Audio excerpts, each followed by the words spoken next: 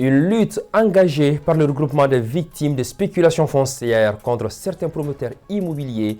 Il exige en effet une restauration des terres spéculées aux propriétaires coutumiers. À suivre le détail avec Ibrahima Souri Traoré à l'entame de cette édition. Notre dossier de ce dimanche vous amène au marché où c'est la période des légumes frais. Avec la baisse de la température et les conditions climatiques favorables, les vendeurs de ces potagers se frottent bien les mains et les femmes en profitent pour faire des plats encore plus succulents. Voilà donc pour le titre de cette édition dominicale. C'est un bonheur de vous savoir fidèle à ce programme d'information de ORTM2. Bonsoir et bienvenue à tous. Le regroupement des victimes de spéculation foncière engage une lutte contre certains promoteurs immobiliers. C'est à la suite de pressions croissantes que subissent des villages rattachés à la commune urbaine de Kati depuis 1996. Pour cela, le regroupement des victimes exige une restauration des terres spéculées aux propriétaires coutumiers. Ibrahima Souri Traoré a suivi pour le thème 2 cette rencontre à la maison des jeunes de Kati. À l'ordre du jour de ce point de presse du regroupement des victimes de spéculation foncière dans le cercle de Kati, une dénonciation des multiples harcèlements liés aux fonciers dans les zones de Sira Koronyare, Ntubana et Sanamfara. Nos terres de clôture ont été spoliées par des spéculateurs fonciers. Ces titres fonciers ont été créés en violation flagrante des textes domaniales, car nous avons démarché les hautes autorités à l'époque, qui étaient ministres des domaines. Il nous a fait savoir que les titres ont été créés sans enquête foncière. Et nous avons trouvé que ces titres fonciers ont été créés par la complicité de certains agents véreux du service des domaines, au détriment du monde rural. À la suite de plusieurs titres fonciers cédés de façon incorrecte à des tierces, les victimes exigent une restauration des terres qui seraient frauduleusement acquises au détriment des propriétaires coutumiers. Parce qu'actuellement nous sommes sous le choc, vu la création de titres fonciers sur nos terres, sans le respect des éléments pour la création de titres. Parce que les titres doivent être créés, il y a des préalables. Mais les préalables maintenant n'ont pas été suivis, donc nous on est sous le choc. Le point de presse est couplé à un soutien aux autorités de la transition. C'est grâce aux FAMA, par l'effort, l'engagement du président de la République, l'armée a pu récupérer le Mali. À cause de ça, nous savons que les militaires se battent tous les jours pour sécuriser tout le Mali. C'est pourquoi nous avons alors mettre les FAMA dans les points de presse. Les autorités qui sont là actuellement, les autorités de la transition, ils ne sont rien dans ça. Vraiment, nous les saluons, nous les remercions sincèrement. Nous demandons à ce qu'elles nous aident pour qu'on puisse sortir de l'ornière. Tous les titres qui ont été créés illégalement, que ces titres-là soient annulés, les titres remis aux propriétaires. C'est ce que nous souhaitons. Une conférence sanctionnée par une déclaration lue devant le public. Elle dénonce des accaparements massifs de terres de culture au profit d'intérêts privés. Par conséquent, le regroupement appelle les hautes autorités de la transition à prendre toutes les dispositions nécessaires pour mettre fin à ce qu'il qualifie d'oppression et de dépossession du monde rural. De Kati, on revient à Bamako pour prendre la direction de Tomikorobougou où le conseil communal de la jeunesse de la commune 3, en partenariat avec le MCA, Mouvement Conscient pour l'avenir, a procédé au lancement de la journée d'assainissement. Cette opération qui vise à rendre ce quartier propre rentre dans le cadre du projet La jeunesse de la commune 3 au cœur des actions. Fatmata Touré et Moussa Balo. Lutter contre les déchets est un devoir de tous pour préserver la santé publique. C'est dans ce cadre que le Conseil communal de la jeunesse de la commune 3, en collaboration avec le Mouvement Conscient pour l'avenir MCA, a initié cette journée d'assainissement à Tomikorobougou en commune 3 du district de Bamako. Une initiative qui a pour but de contribuer à l'assainissement de Tomikorobougou ainsi des autres quartiers de la commune 3. Et nous nous sommes dit que nous allons nous organiser à répondre à l'appel du président de la transition. Et c'est à travers ça que nous avons organisé cette journée d'assainissement pour rendre notre environnement propre. Parce que si nous les jeunes, si nous ne nous engageons pas, et ça va être difficile.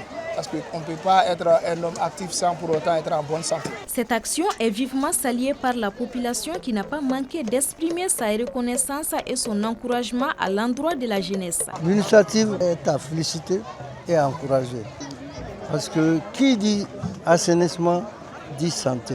Quand il y a la santé, tout le monde est à l'aise. C'est la jeunesse qui doit prouver maintenant qu'ils sont capables. C'est comme ça qu'on peut contribuer à l'édification d'une nation. Il ne s'agit pas de rester pour critiquer, il ne s'agit pas de rester pour faire uniquement des suggestions. Il faut y participer. Le projet citoyen d'assainissement de Tomikorobougou élargira ses actions de nettoyage à d'autres quartiers de la commune 3 et invite la jeunesse à imiter des initiatives pareilles. On en vient à notre grand format de ce dimanche, la saison froide, la période des légumes frais. Avec la baisse de la température et les conditions climatiques favorables, les champs produisent en abondance des aliments riches en vitamines et en minéraux. Cela constitue une opportunité pour les vendeurs de maximiser leur chiffre d'affaires, mais également pour les femmes de rendre les plats encore plus succulents. C'est notre grand format de ce dimanche et il est signé Mariam Koulibaly, Souleymane Keita et Moussa Kamara.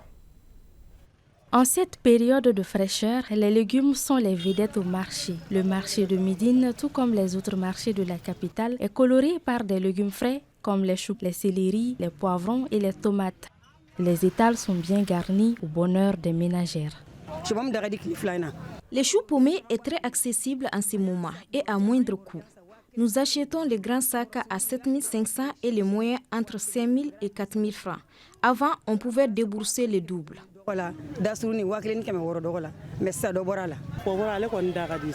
Le poivron est abordable maintenant. Les prix du sac varient entre 7 000 francs et 6 000 francs. Nos produits nous proviennent de Kati et environ.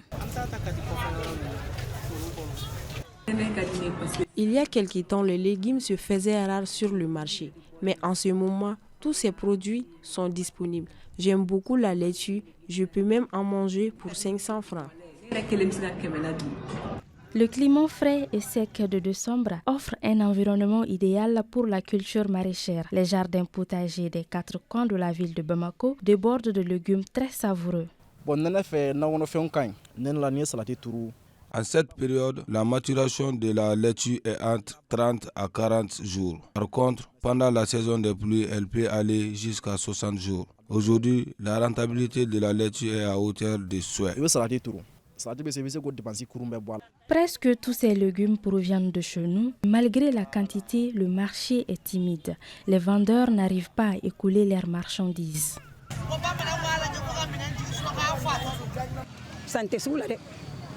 Nos produits peinent à être vendus faute de clients.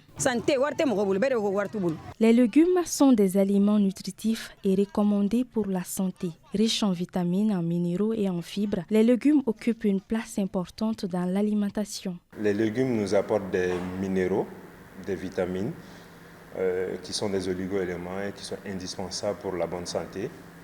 Les légumes nous apportent également de l'eau et aussi des fibres qui vont induire chez nous donc une sensation de satiété, un bon transit digestif et tout. Cependant, les spécialistes nous exigent une bonne hygiène.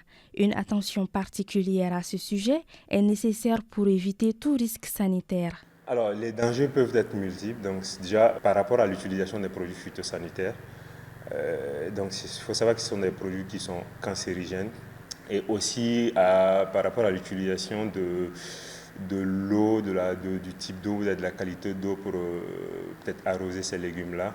Donc il faudrait voir ça aussi. Donc ça va peut-être soit des produits qui peuvent peut-être nous amener à développer du cancer ou des produits qui peuvent nous amener à développer d'autres maladies, des diarrhées, pas mal de choses. Le bon réflexe, donc ce serait déjà de bien les laver à l'eau claire, des fois même les laisser tremper dans de l'eau avec du sel, et pendant un certain temps.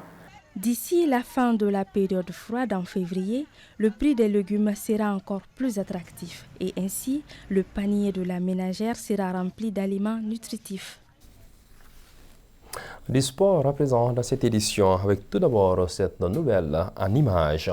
Ligue des champions phase de groupe, le Djoliba AC concède le nul 0-0 à domicile face aux Angolais de Desportivo Sagrada Esperança. Après 3 matchs dans ce groupe D, le Djoliba est 4e avec 2 points. Derrière Sagrada, 2 points. Pyramide FC d'Égypte, 4 points. Et l'Espérance sportive de Tunis, 7 points. La prochaine sortie des Rouges est prévue le 3 janvier 2025 contre le même adversaire et ce sera à l'extérieur chez Sagrada. L'AGBM, l'association des gros bras du Mali, a tenu ce samedi son premier congrès au Centre international de conférence de Bamako, avec comme défi de porter le flambeau de la paix, de la réconciliation et de la cohésion sociale au Mali. À l'issue de cette toute première assemblée, c'est Kekuta Sissoko qui a été désigné comme nouveau président du bureau de l'AGBM. L'événement a vu la participation des délégations venues de tous les pays. Salim Traoré pour les détails. Le premier congrès de l'association des gros bras du Mali s'est tenu sous le thème AGBM, porteur du flambeau de la paix, de la réconciliation et de la cohésion sociale au Mali. Pour l'occasion, des délégations venues de toutes les régions du pays ainsi que du district de Bamako ont participé à cette cérémonie. AGBM ka laɲini ye gorobaraw ka se ka don da kelen fɛ ka bɔ da kelen fɛ gorobaraw ka bɛn mɔgɔw k'a dɔn k'a fɔ ko gorobaraya tɛ kulankolon ye ko sport de don parce que AGBM ma deli ka congrès kɛ il y a 15 ans 15e de ye nin ye donc an y'an jija bi pour que ka se ka congrès kɛ halisa an b'a fɛ ka tɛmɛ nin ka san wɛrɛ.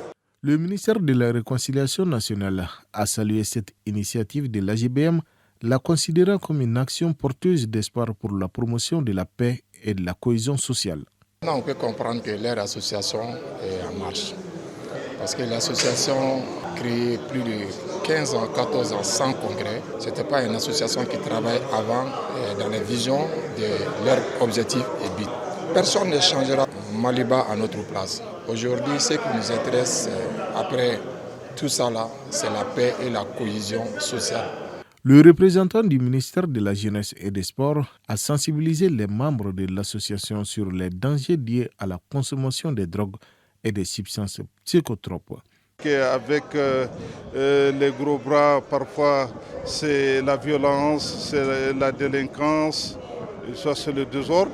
Aujourd'hui, je crois que l'association des gros bras du Mali est en train de changer donc, cette image que les Maliens ou les Maliennes avaient donc, de ses membres. Faire le bien pour combattre le mal, tel est le credo de l'AGBM. À travers ces premiers congrès, l'association souhaite déconstruire les préjugés sur la violence et les stéréotypes liés à la beauté corporelle qui l'ont longtemps accompagnée. Voilà, ceci met un point final à cette édition dominicale que j'ai eu le bonheur de vous présenter. L'édition Bamana suit juste après. Ce soir, c'est une présentation de Moussa Diarra. Que la paix et la bénédiction d'Allah soient sur le Mali.